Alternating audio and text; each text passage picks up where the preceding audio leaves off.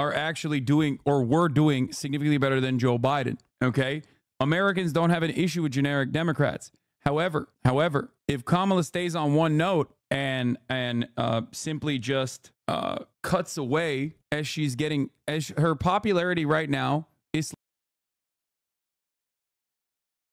Kamala Harris reacts to winning the Democratic presidential nomination, but how will you react to winning a gifted sub at the top of the hour? That is the question you should be asking yourselves, because at the top of the hour, there's a 3-minute ad break. If you no longer want to see those ads, all you need to do is subscribe. For $5 or free with Twitch Prime, you can subscribe to avoid the top of the hour ad break. That's right, ladies and gentlemen, boys, girls, and Emmys. It's coming for you right now. You can also get gifted a sub if you're lucky. It's a 3-minute ad break now. Yeah. VP choice leak. I know.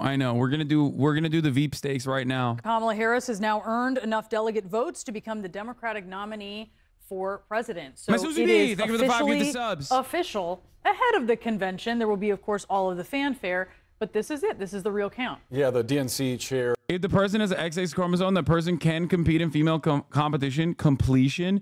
If that person has XY, they can't. Easy. Anything else is gaslighting. You're an idiot. You're an idiot. It's ridiculous. There are genetic abnormalities, dude. Shut the up. That in and of itself is no different. That in and of itself is literally, yeah, what about XXY?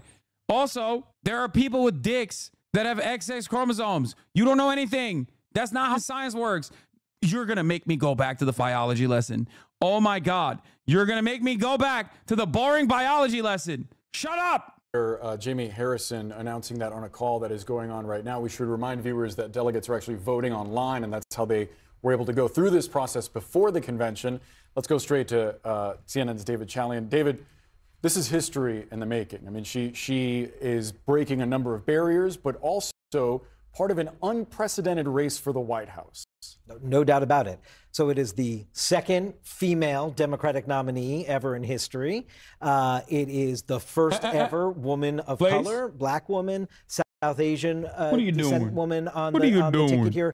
Lots of firsts for Kamala Harris. She's very familiar with firsts. She's been the first in almost every political job that she's had. And so being first is nothing new to her, but it is part of the what we are seeing with the Democratic Party. Part of what this 12-day just like whiplash speed of coalescing around her is this excitement about inside the party about what she represents, what she brings to the ticket. And part of that is also her age, guys. I mean, she, in the switch from Biden to Harris, you lost, 20 years or more on the ticket. And that was the biggest concern voters had and Democrats had about Joe Biden's candidacy. And that got erased in a moment. Add in all these other sort of firsts.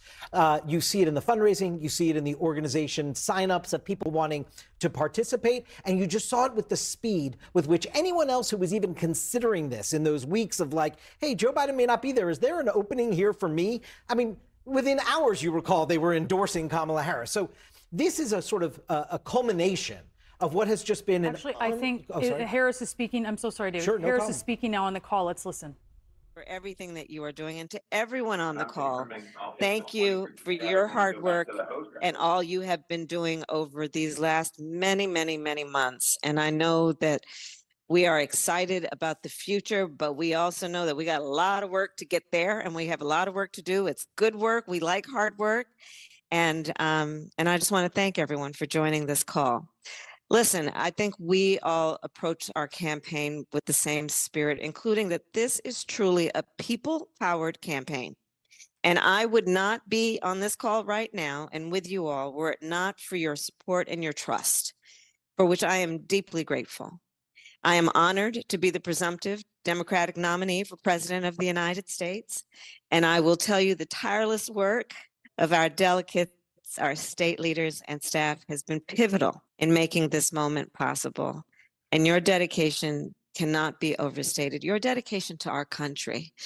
I know we all feel this way so strongly. We love our country. We believe in the promise of America. And that's what this campaign is about. So, of course, I will officially accept your nomination next week once the virtual voting period is closed. But already I'm happy to know that we have enough delegates to secure the nomination. And later this month, we will gather in Chicago, united as one party, where we're going to have an opportunity to celebrate this historic moment together. And again, this campaign is about all of us coming together, people coming together from every walk of life, every lived experience, and being fueled by our love of country, knowing that we are prepared to fight for the best of who we are. We believe in the promise of America, promise of freedom, opportunity, and justice, not just for some, but for all. And ultimately in this election, you all have heard me say many times, we each face the question, what kind of country do we want to live in? Do we want to live in a country of freedom, compassion, and rule of law, or a country of chaos, fear, and hate? And the beauty of our democracy is we each, every one of us, has the power to answer that question. And that is why I say and know the power is with the people. So here's the bottom line. I say to all the friends on the call. Okay, boring. Okay. Care, and I can't wait to see you in Chicago. And thank you again, Jamie. I'm skipping this stuff because it's boring. It's just like we've classic, been listening to it's classic boilerplate. Vice President Kamala Harris accepting the presumptive presidential nomination for the Democratic Party. Obviously a historic moment. She becomes the first black woman and the first Asian. You were saying generic Democrats crush across the board and Kamala is giving off very generic Democrat? Yes. Generic Democrats that are running in Senate are actually doing or were doing significantly better than Joe Biden. Okay. Americans don't have an issue with generic Democrats. However, if Kamala stays on one note and simply just cuts away as her popularity right now is slated to rise, okay? Because she's being matched against Joe Biden's inadequacies. Having said that, however, of course, she's running a campaign. She's going to get chipped away at. She's going to get constantly bouldered with attacks. In that situation, you have to be able to communicate a vision, right? A progressive vision, what your policies are, what your ideology is, what you're going to actually end up doing if you are president, okay? And as that's happening, they're lucky enough that the Republicans haven't been able to, actually launch like a unified form of attack against her that has been good enough, right? Good enough to like actually harm her credentials. They just keep saying like she's not really black. She turned black. You know what I mean? Shit like that. And in a way it's or that she laughs. And in a way this has actually been pretty helpful for her. But I do worry that Democrats have a tendency to do two things. One, grow complacent, and two, get scared and immediately move to the center to really just make up for any kind of like right-wing sentiment being placed in the minds of Americans about how radical of a leftist she is. And unfortunately, I fear that Kamala Harris is already like retriangulating, okay, and pushing to the center in a way that even Joe Biden didn't do. Like Joe Biden held a lot of conservative positions on abortion, for example. He was like more conservative than the American public is, right? And he was always very bad at talking about abortion. That's just demonstrably true. You can get mad at me and be like, that's not the case, like blah, blah, blah. Like, no, he was the worst person for the job to be the Democratic leader, to talk about abortion when he has a track record of being like kind of stubborn on abortion to begin with, restrictive on abortion to begin with early on. Obviously that changed, but even then you could see that he could not communicate this message that is a necessity for the Democrats, right? But beyond issues that he was like very conservative on, like Israel, for example, he stayed on message when it came down to spelling out a progressive economic agenda. He did not retriangulate ever. He stayed on message. He was the worst messenger, but the message was good, right? And I worry that Kamala Harris, given her background as a black Indian woman, right? And also her background as someone who was at least aesthetically very progressive in the decisions that she made in Congress when she was a senator under the Trump administration, but a senator nonetheless. She was pretty bold with her legislative decisions. That is now going to be used against her. If Republicans actually, wasn't she more left than Bernie? She was never more left than Bernie. That calculation made is on like a litany of different legislative agendas. It's like when Jamal Bowman doesn't vote for like the Build Back Better proposal because it's like being separated. They mark that as like you voting against legislation that is ultimately a progressive piece of legislation. So that math equation that they do doesn't actually show whether someone is like truly more progressive or not. But regardless, she does have a track record, and she is on the record, on top of her track record, being pro Medicare for all, for example, right? Like her platform in 2019 was pretty progressive. Did she truly believe it? I do not know. But I do know that she was at least thinking about running as a progressive campaign, like running as a progressive campaigner, a progressive legislator, right? She at least saw that there was, that was good for her election chances. Now, of course, she got owned because there was a real progressive on there, Bernie Sanders. But my fear is that she will do the classic Dem thing and just try to openly show America that she's actually a centrist when Republicans start campaigning against her background and be like, oh, look, she's a radical leftist, like so much more radical than Joe Biden. And she's already kind of doing that. And I think that's a very stupid thing to do. I also think it's a very stupid thing to pick Josh Shapiro as your VP pick, which seems like she might be doing that too. Asian American to lead a major party ballot. She said on the call that she was excited about the future, but she emphasized this multiple times. There's a lot of work to do. It's not going to be easy. She said she was looking forward to the convention to celebrate. Like Nathan J. Robinson, this is extraordinary. Harris is just dishing every good progressive thing she supported one by one and claiming she changed her mind. This makes her look like she's a flip-flopper. This was very effective when they were on John Kerry. Okay, when the Republicans were shooting on John Kerry. She's offering a really solid counter narrative to be built against her. And it also is being done in a way where it cuts against the progressive momentum that she could lean into. Okay. She's doing a Keir Starmer, bruh. I mean, yes, but also this is a different election because the Democrats are currently in charge. Okay. It's not like this is an election coming after 14 years of Tory austerity and a massive economic downturn that people have had enough of, where like Keir Starmer could literally say whatever the f he wants and he was still going to win, which he kind of did. I feel you have to realize she can't separate from Biden too much. Well, that's really interesting that you're saying that because she absolutely can on like this. Okay, she can be like, we want to carry Biden's agenda across the finish line and go even beyond. We want to help American people. And that's why I'm still in favor of a single payer health care. This is also an objectively popular policy position. Kamala Harris no longer supports a federal job guarantee, an idea championed by some on the left and Green New Deal proponents that gained traction among Democrats in the 2020 election cycle. She no longer supports a ban on fracking. I think this is loser behavior, okay? Majority of Americans support progressive policies, such as higher minimum wage, free college. That's from all the way back in 2019. Americans love economically progressive policies, okay? Consistently. They love that in every state, including red states, including insane states like Florida. Progressive policy not attached to a Democratic candidate consistently outperforms both Democratic candidates and Republican candidates. Do you understand? Like, it is gangbusters. They love it. They love voting for ballot measures. Americans love, and I mean love, voting for ballot measures that are like abolish landlords, winning by like 70%.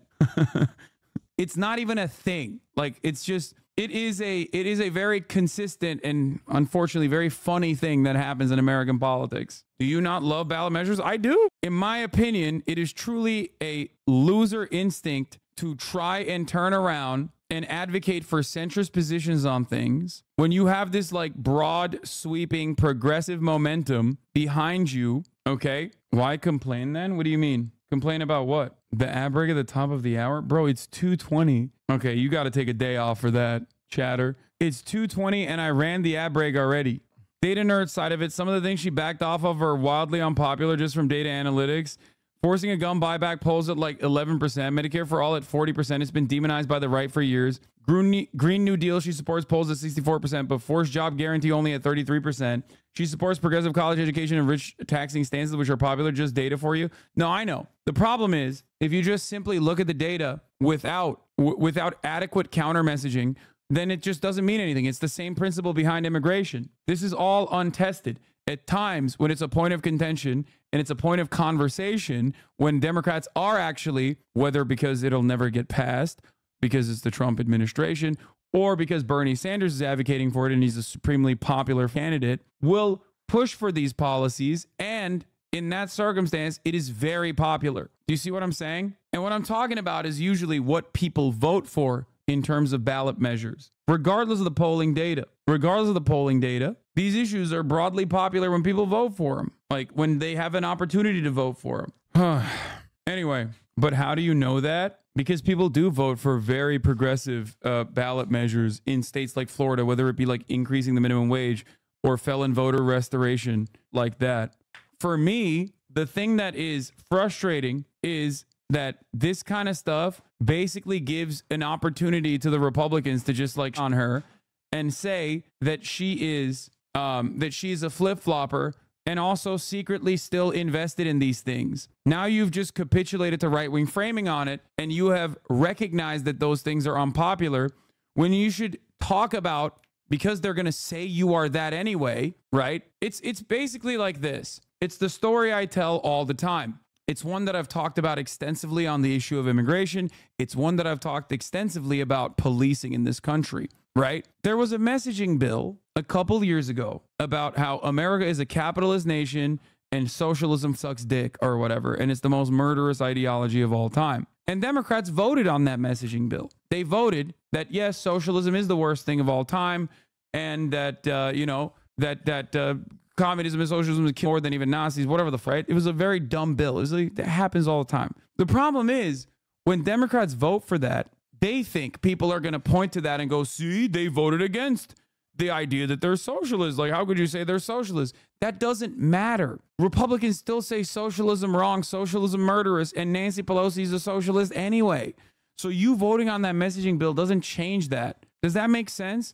All you've done in that point is give the Republicans an opportunity to say, see, even the Democrats know that socialism is bad, and they're socialists themselves. That's how this works. Abi Orta Doğu'da kıyamet koptu amına koyayım, boş ver Amerika'yı, Trump'ı, Biden'ı. Ne oluyor? Ne koptu kıyamet? 3 gündür bekliyoruz kıyamet kopacak diye. Daha kopmadı hala. Scoop, editor of the Philly magazine, says, Scoop, Philly political sources have told me that a staffer connected to Mayor Sherrell Parker's team accidentally posted a video today. The video was scheduled for Monday after VP Kamala Harris was expected to announce her pick. Is Josh Shapiro, y'all?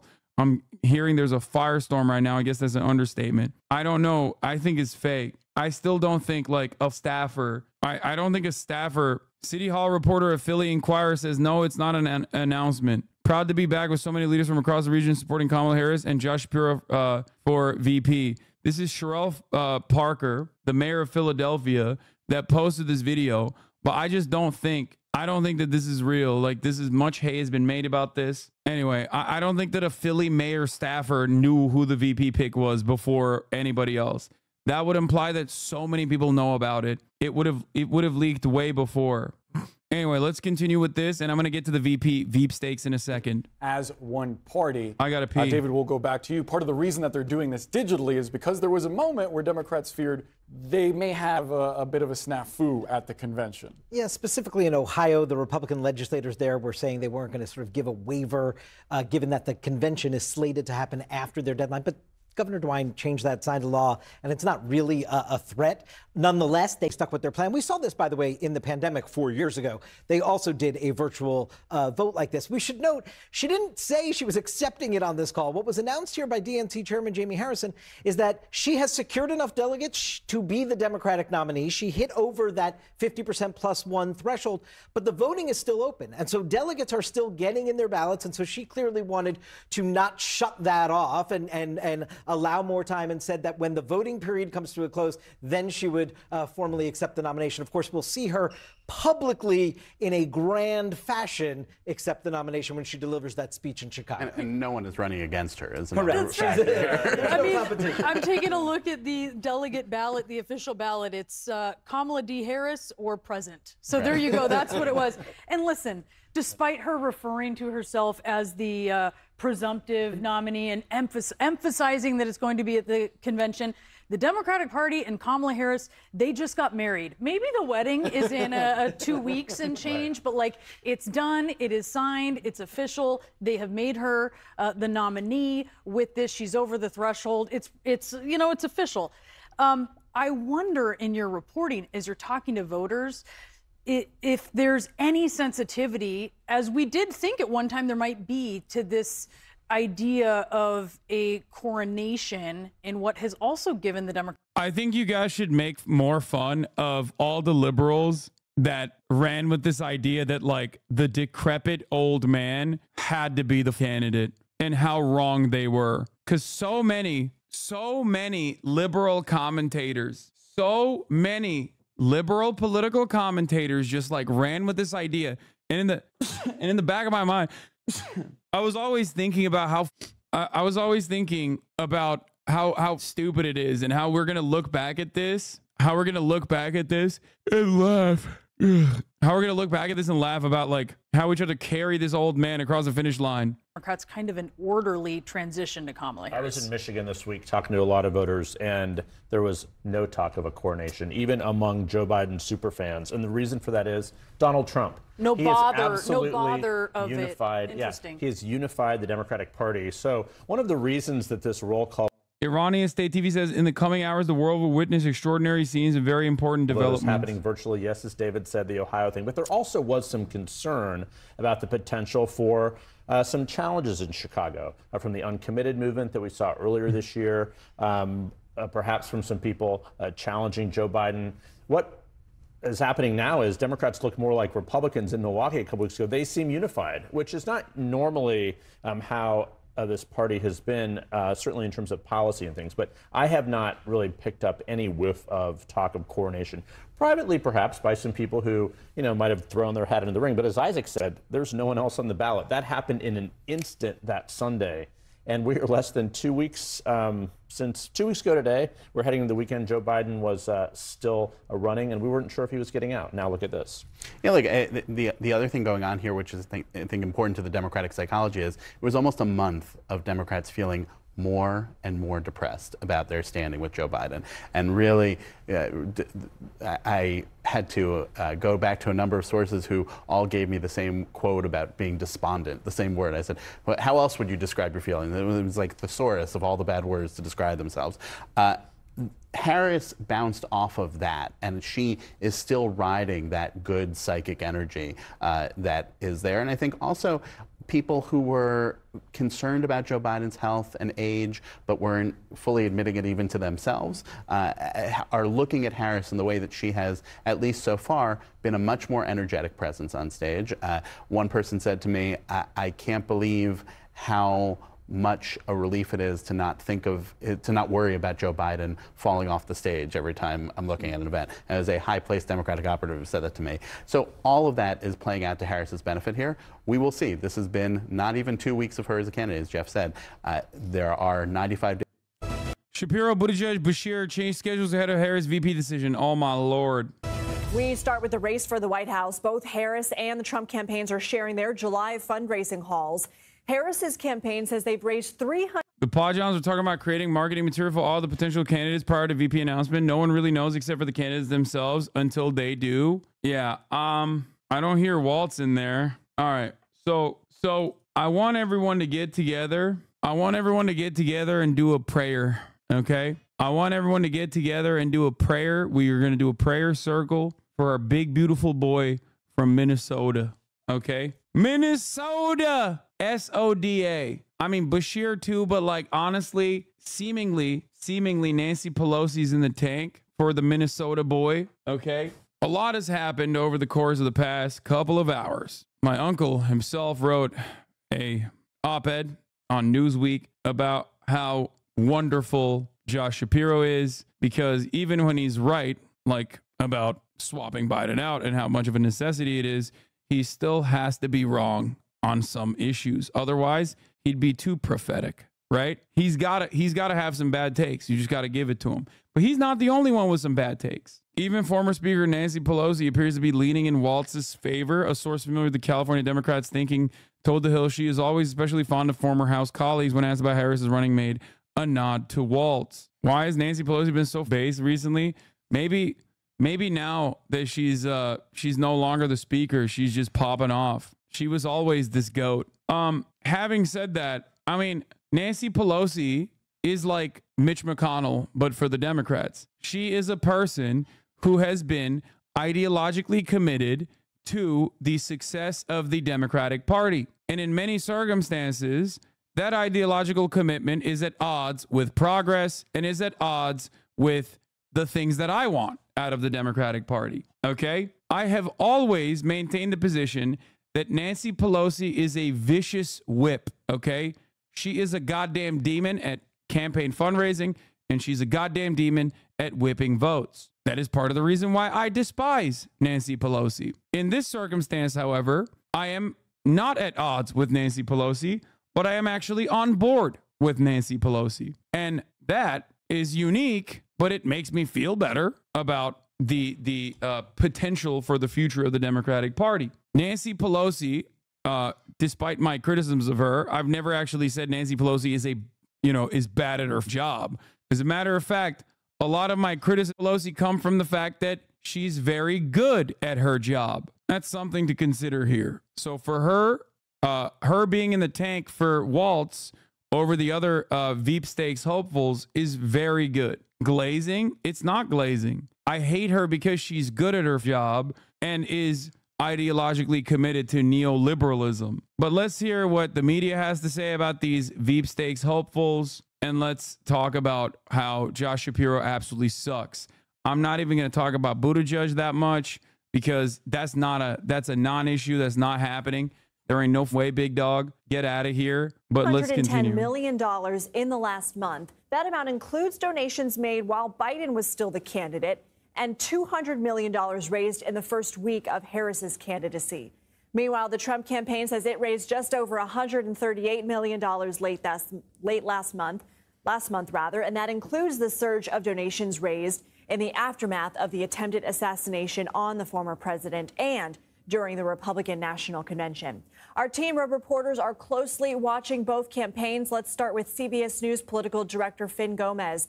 So, Finn, Harris has already begun her VP search before being officially confirmed by the DNC. Any updated timing on when she might reach the delegate threshold needed?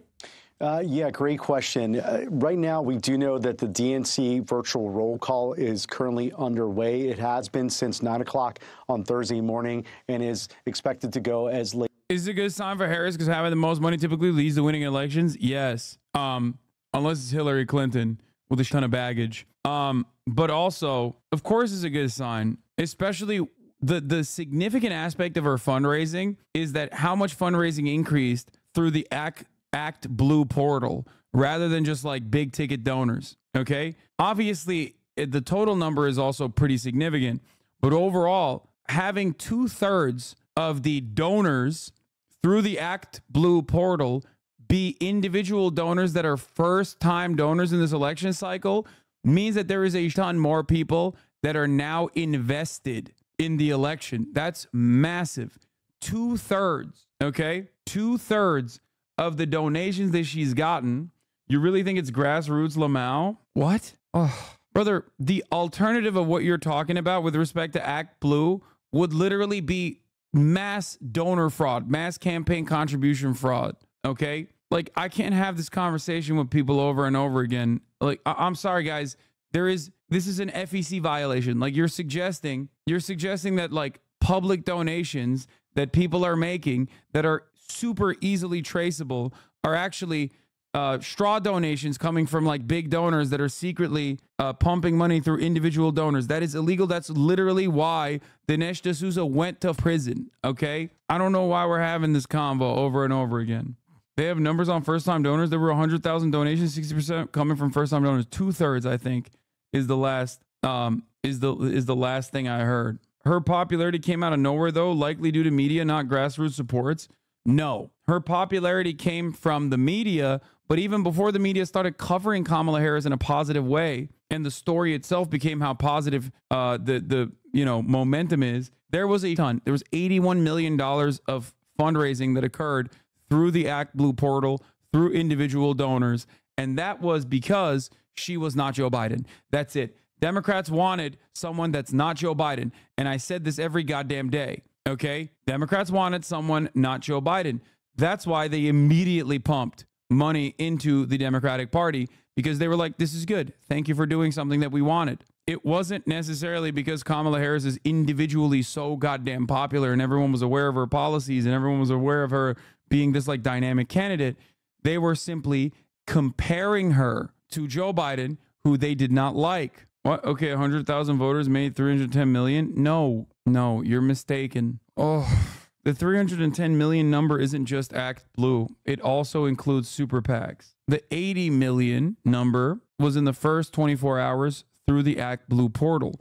That was all individual donors, some of which were maxing out, some of which were giving $60, some of which were giving $100. People in this community probably also donated. It was mostly people donating because they were happy with the decision of the Democratic Party, okay? Late as Monday at 6 p.m. You have to remember, maxing out through the Act Blue portal as an individual donor has a cap. It's, I think it used to be 2,700, but now it's even more than that, I believe. But like still, it's like there is a maximum number that you can give. I think it's 3,300 now. But that's it. You can't give more than $3,300 to an individual candidate. You can, however, give more to a super PAC. You can give unlimited funds to a super PAC. Okay? Eastern. But however, that's it. We do know, we can report that Vice President Harris could reach that threshold of 1,976 delegates to become the nominee as early as today. But we will expect to have more on that on that topic a little later on. But the expectation is that she will at some point this weekend go from the presumptive nominee to the nominee of the Democratic Party, presidential nominee for the Democratic Party. Okay, so let's talk about Veep stakes. This is essentially to fulfill a needed deadline for her to make the announcement, but also sort of to drum up more excitement, keep the momentum going, introduce the nation to the ticket. What are you hearing about that announcement, and what can you tell us about some potential picks changing their weekend schedules? Yeah, absolutely. So right now we do know, and CBS News can confirm, that there are at least 6 of those contenders, of those top contenders from that VP shortlist that are part of the vetting process and have made contact with the Harris vetting team. We know that Josh Shapiro, the governor of Pennsylvania, also Governor Tim Walz from Minnesota, Secretary of Transportation Pete Buttigieg, Senator Mark Kelly of Arizona, Andy Beshear, the governor of Kentucky, and Illinois Governor J.B. Pritzker are all on a part of that list who are receiving vetting, we are told, from sources familiar to the vetting process. Yes, on the scheduling changes, we do know, we can report that Josh Shapiro, Pete Buttigieg, and Andy Beshear all had scheduling changes for this weekend, which seems to indicate that it's part of this process in the last few days of the vetting process before we hear who the pick will be from Vice President Harris. The expectation is, and our reporting has been, that it could come as early as Monday and at the latest Tuesday. But it's early next week. We will officially hear who she has picked to be her running mate. Let's talk about the vetting process real quick before we let you go, because this is usually a months-long process. Is it essentially like, hey, open your books for us, let us see your finances, and, people trying to comb social media for every little thing? Absolutely. And it's a team led by Eric Holder, the former Attorney General, and his law firm, but also there's some others externally who are part of that process. And of course, the Vice President herself will have, conversations with these top contenders. What they're looking for, Lindsay, is exactly what you just mentioned and laid out. It's going to be, the final. Why won't she announce it? The DNC is actually very smart. This way, you get one major boost before the DNC. Because, okay, time is of the essence. There is like 90 plus days left until the election. So you want to dominate the news cycle. You want to be able to basically keep up the momentum. Every single thing that you do, every single big decision that you make is going to get a lot of media coverage, right? So for you, for your campaign, it's great. There's like a little bit of gap between, the RNC plus like all of the drama that occurred post RNC. all of these gaps that occurred, Kamala is filling all of those holes with things that are happening that are positive, that will garner positive coverage and media attention. So if you revealed the VP pick before the DNC, then that's great. People are going to be celebrating that. That's going to dominate the news cycle leading into the DNC. Then the DNC comes in. There's messaging during the DNC where the Democratic Party will showcase what they're going to do for the American public. Then you have another week of a week plus of DNC coverage. So basically, that's what's going on here. That's the reason why they're just like drip feeding positive news. Okay. Nobody's talking about Trump getting shot. That's proof enough. Yeah, that's like, as someone who is an American politics watcher, who is pretty on the money, especially when it comes, like, this is my bread and butter. Like, election cycles are my bread and butter. This is where I shine, even for all my haters who normally wouldn't watch me because they disagree with my position or think I'm some fanatical socialist. Like, even they have to agree that I'm usually pretty correct on my analysis here. Even I did not think that, like, the Trump being shot cycle was going to be so immediately suppressed. I said that it would be phenomenal time and time again if they actually cut across that post RNC by making the swap happen. But I didn't think it would be this successful, right? Like, I knew that it would be successful, and I talked about how successful it would be if they actually used this opportunity to just like change the narrative entirely. But I didn't realize how much that shit would get buried. Like I thought that there would be a little bit more care and consideration and focus on Donald Trump. Like, I knew that it would actually cut across it, but I didn't know it would be this effective. Nobody remembers that Trump got shot. It might as well be that he didn't get shot. Isn't that crazy? That to me shows that American people are done with Trump, by the way, like, for sure. It's even worse than that for timing. Ballots go out in the mail in 35 days. That's only 2 weeks after DNC week. Early voting 3 weeks after that. Yeah. Attention spans have decreased massively. Yes, that plays a big role in this too, but you have to understand, like, this is a pretty significant thing. Like, this is, I mean, he doesn't have a bullet wound either. Yeah. I think it's because even Trump doesn't want to act like he got shot because it hurts his metaphorical toughness. No, I think it's just because, like, he can't farm it. You have gained a buff, mandate of heaven. You picked JD Vance. You have lost the buff, mandate of heaven. Yeah, exactly. Kamala coming in immediately looking so much more presidential really took the wind out of those sails. Yeah. Yeah, he needs to get shot again. But it won't have, like, the same impact anyway because people will be, nobody likes a rerun. So even if he got shot again, people will be like, oh, L, skill issue. You got shot again. You know what I mean? Like, it wouldn't have the same impact. People will be like, boring. You got shot once. Come on, dude. Let's continue. Financial records. It's going to be social media. It's going to be looking at their personal lives and you know, their external lives and everything, and also on their policy positions. You know, it is you know, as you're forming this ticket, there's also a strategic positioning to how historically you want this to be displayed. It's like, you know, where do they stand, and also what is also taking and being factored in here, Lindsay, if you recall. Paul Johnson interviewed a focus group lady who said apparently swing voters literally blame Trump for him getting shot. Lamau. I mean, that actually is not that crazy. That, like, does make sense. Like, I don't position to have, because at the end of the day, Trump's unimaginably violent rhetoric has greatly increased polarizing in this country. A lot of Americans recognize that. So, like, yeah, that is not that crazy of a take to have. Also, obviously, the shooter being like a registered Republican just cut the winds out of the sails of the Republican messaging on the front. It was one of the worst things that could have happened to the Republicans in terms of, like, trying to actively use this as a point. Like, even if he was like a little bit, I said this even after the shooting occurred, like, if he was like even a little bit Hispanic, you know what I mean? Spanish. I'm not even talking like Guatemala. I'm talking like he had like one Spanish ancestor that you could trace back like 4 generations ago. They would straight up be like, yep, this is it. Mexicans at it again. You know what I mean? Look at them rapists. Like, he was so goddamn white. He had a Habsburg jaw, bro. Ironic, because that is the Spanish inbreeding trait. But, you know, call is the fact, if they can impact the vote in any way, can they help in the battleground state of Pennsylvania, like Josh Shapiro may be able to do? Will Senator Kelly help in the other battleground state of Arizona? Will Beshear, even though he's not from a battleground state, what I've been told is he may be able to help with that, Kemp Republican voter or moderate Democrat in places like Georgia, in places like North Carolina. So I think that those are all those elements, all those components are being factored in this very crucial time of this vetting process these last few days.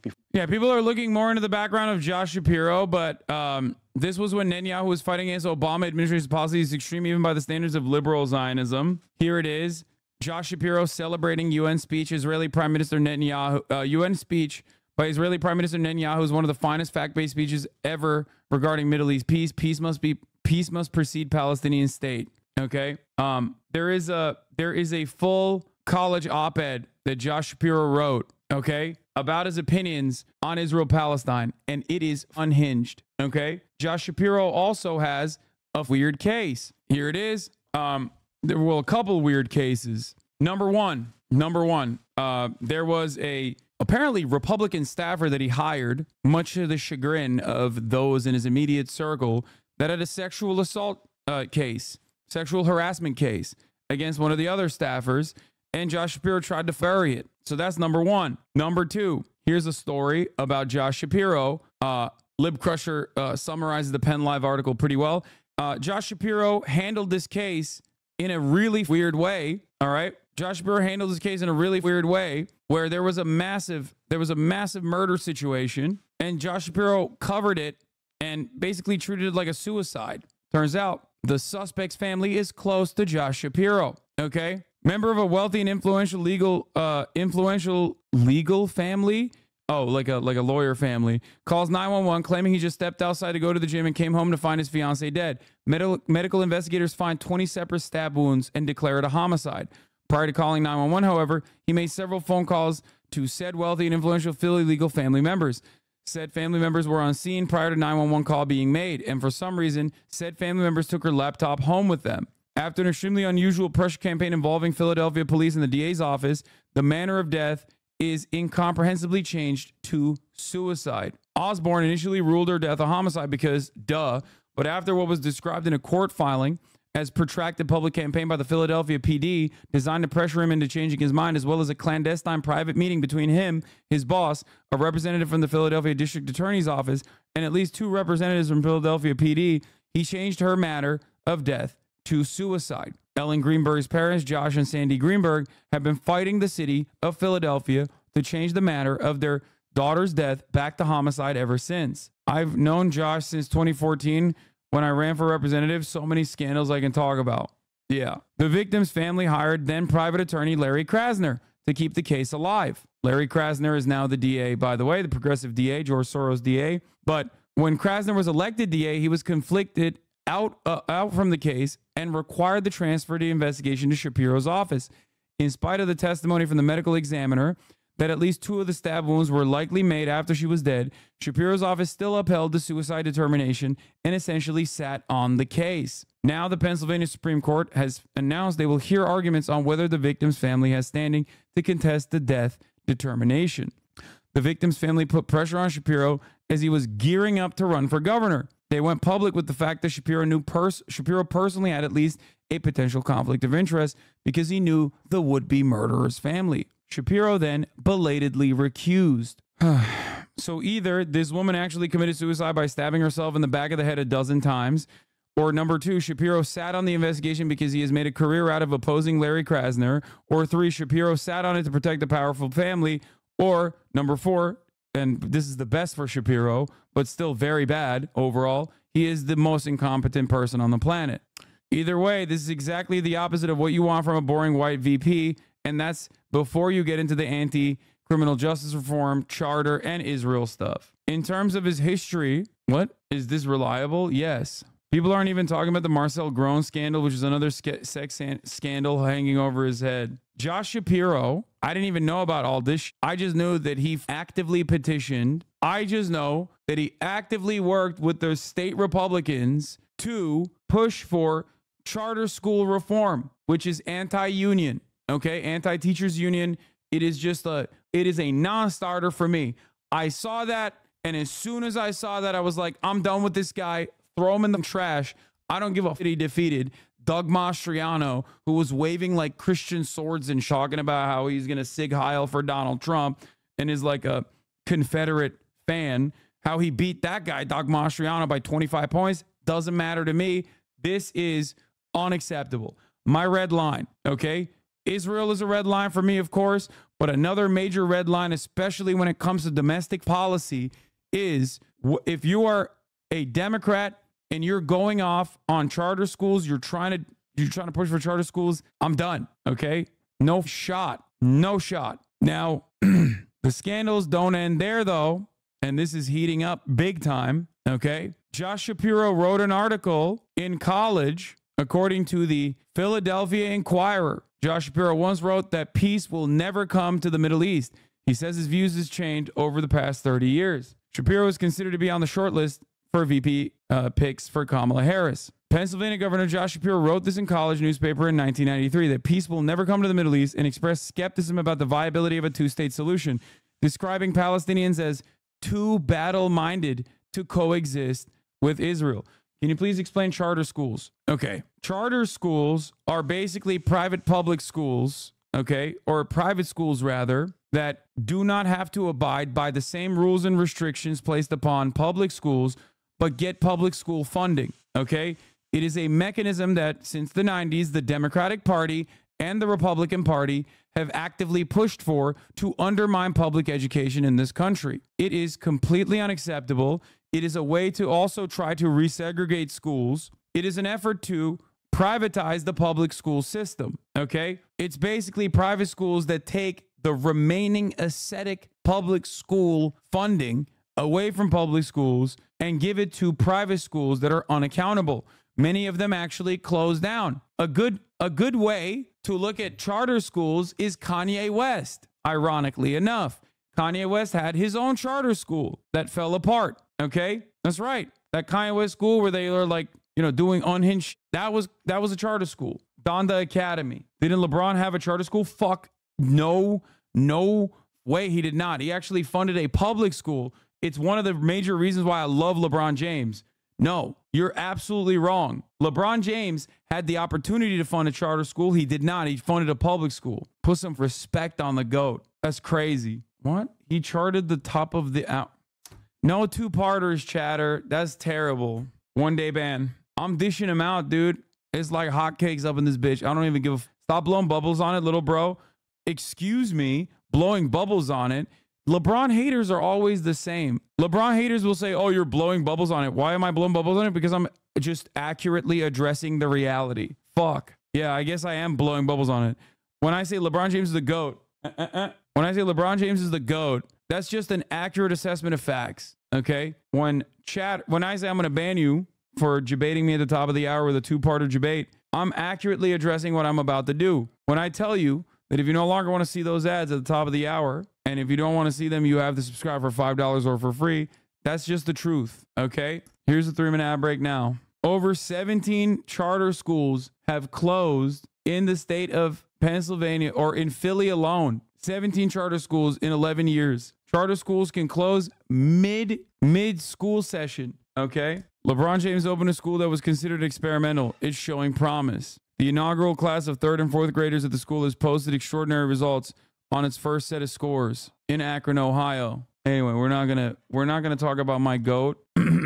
Scranton School District to see increase in state funds. The back to school countdown is on now, less than a month until students in Electric City head back to the classroom. This year, the Scranton School District is much to celebrate with the recent news of increased state funding coming their way. What? From that article, by the way, of the 17 schools that closed between 2013 and 2023, 9 or 53% were black led. MJ's better in my opinion? No, he's not. MJ is not better. Anyway, let's get back to this article. A lot of these charter schools are also fucking psychotic white Christian nationalists too. Betsy DeVos, big advocate for charter schools, became the Secretary of Education for that reason.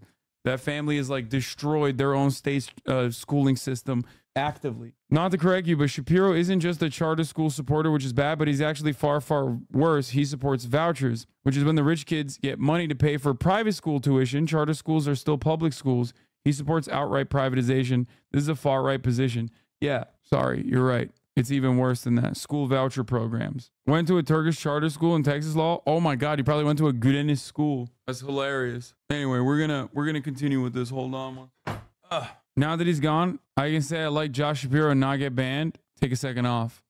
CNN was reporting this morning about how Democrats aren't ready for a Jewish VP due to anti-Semitism. Yeah, I think that's ridiculous overall. I think that's fucking silly. It's ridiculous. But I do like anything and everything that people are saying. Like anything that puts fear in the Shapiro pick, you know, I won't fucking correct it. It would also be devastating if the party spends their next, you know, the next news cycle up until the election talking about how the left flank of the party is actually anti-Semites for saying they don't like Josh Shapiro. We're ready to rumble, y'all.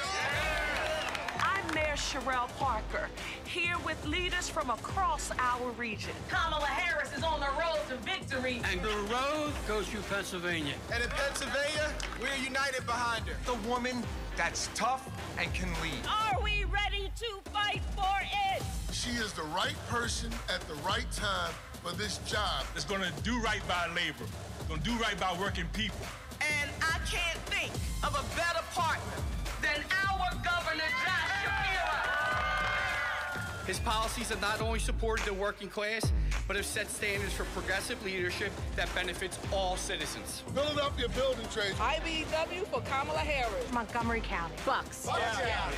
Delco. Chester. Northeast, South Philly, North Philly for Kamala Harris. We're getting behind Kamala Harris. Kamala Harris. Kamala Harris. Kamala Harris for president. And Josh Shapiro. Josh Shapiro. Josh Shapiro for vice president. Now we need. So the Philadelphia mayor posted this on Instagram and all hell broke loose. People started going, oh shit, I guess that's the Josh Shapiro's the pick. They leaked it. And there are definitely a lot of, there's a lot of back and forth going on here. Someone said that like, oh, actually this was, people were talking about how this is actually a leak. And some people were saying that it is not a leak. It's a video compiled from a press conference last week of PA electeds campaigning to get Shapiro selected as the VP pick. Ernest Owens said, Philly sources told me a staffer connected with Mayor Sherelle Parker's team accidentally posted the video today. But City Hall reporter at Philly Inquirer says this is not an announcement. It makes sense. But going back to why I don't like Josh Shapiro, beyond school voucher programs, charter schools, Josh Shapiro's take on Israel, I think goes above and beyond even like regular Democrats. I only knew about like some of the things that he had said about the college protesters and and his dealings with the college protesters, the pro-Palestine protesters. But ultimately, they're digging up his older takes, like in 1993, when he wrote for his college newspaper that Palestinians are too battle-minded to coexist with Israel. Those decades-old views stand in contrast to Shapiro's positions today. He supports a two-state solution in the region. He's been vetted for the Democratic VP nod. In the opinion article titled Peace Not Possible, Shapiro, then a 20-year-old student at the University of Rochester, argued that a negotiated accord between Israelis and Palestinian leaders would not end in conflict in the region, writing, using history as a precedent, peace between Arabs and Israelis is virtually impossible and will never come. He described the Arab world as fractious and wrote the then Palestinian leader Yasser Arafat was in danger of being assassinated by his fellow belligerent Arabs. Palestinians will not coexist peacefully, Shapiro wrote. They do not have the capabilities to establish their own homeland and make it successful even with the aid of Israel and the United States. They are too battle-minded to establish a peaceful homeland of their own. Now, obviously, a lot of people write some dumb shit in college. I mean, this is just like insanely fucking racist. Like insanely racist, but pretty borderline basic shit for a Zionist person in like 1993. But the problem here isn't just what he wrote when he was 20 years old. There's more. Governors on the short list. Manuel Bonder, a spokesperson for Shapiro, said in a statement that the governor's position has changed over the last 3 decades and noted his support for the two-state solution. Governor Shapiro has built close, meaningful, informative relationships with many Muslims, Arab American, Palestinian, Christian, and Jewish community leaders all across Pennsylvania. The governor greatly values their perspectives and experiences he has learned from over the years. And as a result, with many issues, his views on the Middle East evolved into the position he holds today. In remarks to the reporters Friday, Shapiro reiterated the column does not represent his beliefs today. He said, I was 20. I have said for years before October 7th, that I favored two-state solution. Israelis and Palestinians living peacefully side by side, being able to determine their own futures and their own destiny. I mean, people can change. Yes, chat, can I just do like a narrative slow burn? Can I? Am I allowed to do a narrative slow burn? Or do you guys have to fucking yell all the time? Okay? Because the story doesn't end there. Obviously, there's a reason why I'm talking about this. I'm not trying to do cancel culture, okay? Fuck. Goddamn. As Shapiro emerged as one of the front runners of the vice presidential nomination, some pro-Palestine groups have opposed him, citing his views on the war in Gaza. He's been a steadfast supporter of Israel, condemning protests in December outside an Israeli-owned falafel restaurant as anti-Semitic and calling for police in May to end a protest encampment at the University of Pennsylvania.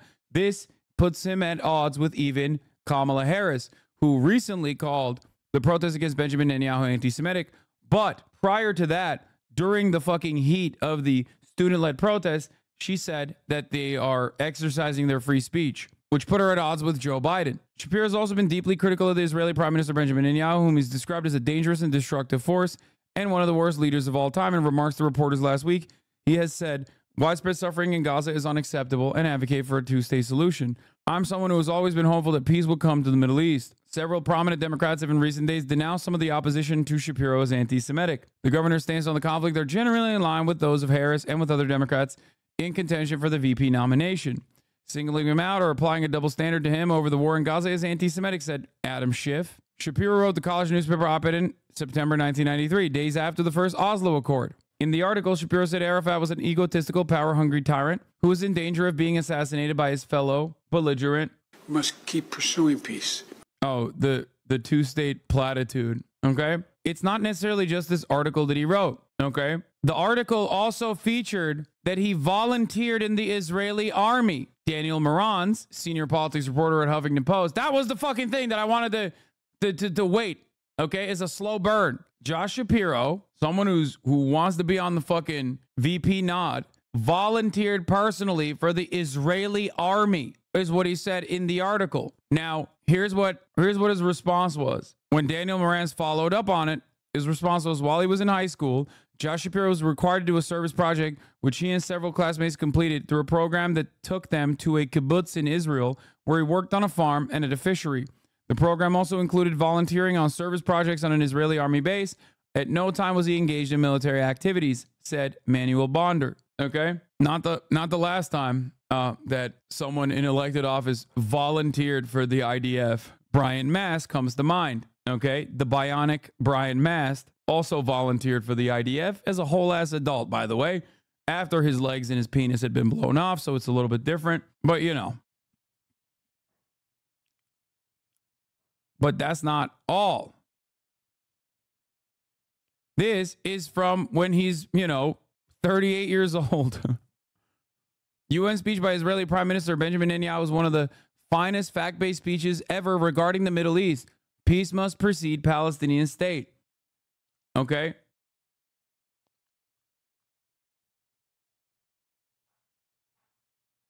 This was the famous speech that he is regarding as this fact-based speech. The truth is that Israel wants peace with a Palestinian state, but the Palestinians want a state without peace. And the truth is, you shouldn't let that happen.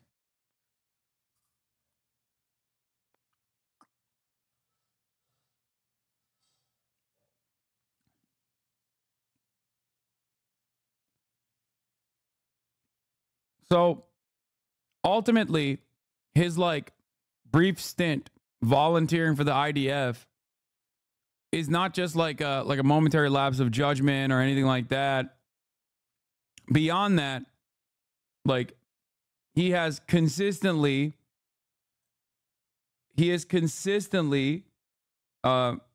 defended even Benjamin Netanyahu.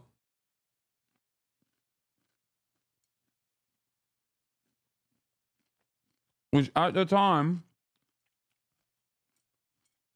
was seen at odds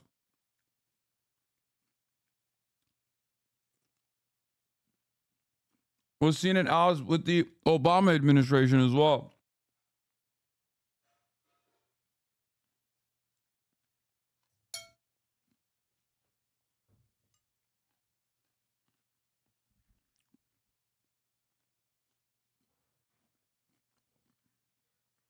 So I think that this would undo any goodwill, personally, that people had with the promise of a Kamala swap out, especially in terms of Michigan and maybe even Minnesota.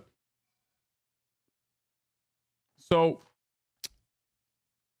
I think that that is a bad pick overall.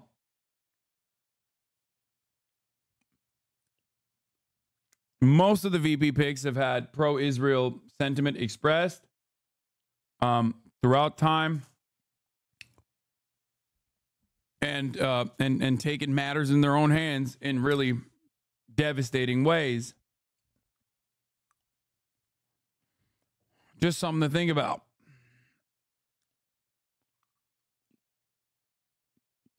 I don't believe in litmus tests, Josh John said, acknowledging the article's 3 decades old. The Oslo Accord, First Accord. Yeah.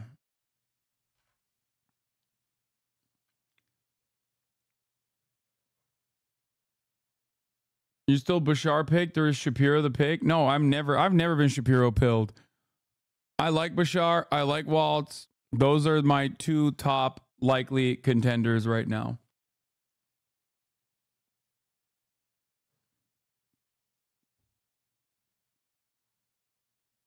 So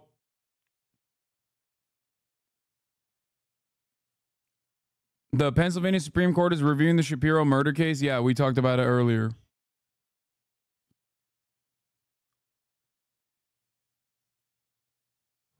Well, this is happening for a while though. Don't you dare sleep on JB. He had his 3rd interview with the Harris campaign today. Waltz, well, JB too, but I don't think it's going to be JB.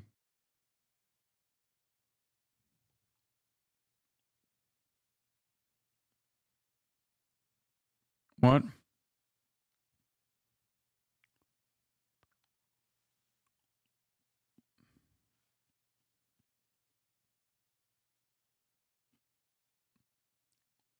Unpopular opinion, perhaps, but if the Dems are ever going to break with their current Israel policy, Shapiro, with his apparent service in the IDF, would be the kind of Democrat to do it. That's why I said apparent service with rather than service in. Seems it was some kind of volunteer work. Not in spite of this, but because of this, even after Shapiro called the kids protesting genocide in Gaza with the KKK, I think it's ridiculous to assume that he would like magically bring about some kind of like sea change to the Democratic Party's commitment to Israel, Democratic Party's agenda on Israel. If Shapiro goes to Ramallah, possibly. Bookmark this and make fun of me in 10 years, but I might also be right. Here.